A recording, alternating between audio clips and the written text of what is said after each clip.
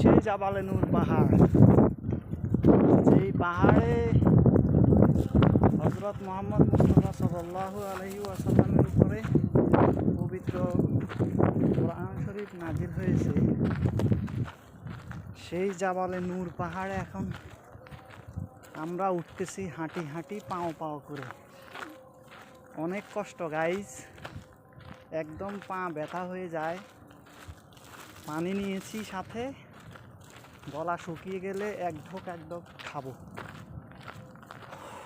অবস্থা খুবই খারাপ।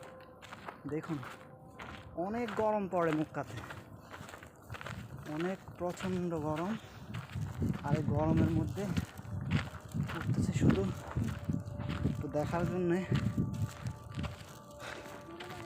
যেখানে আমাদের নবী মুহাম্মদ মুস্তাফা সাল্লাল্লাহু আলাইহি ওয়াসাল্লামের উপরে কোরআন শরীফ নাজিল হয়েছে।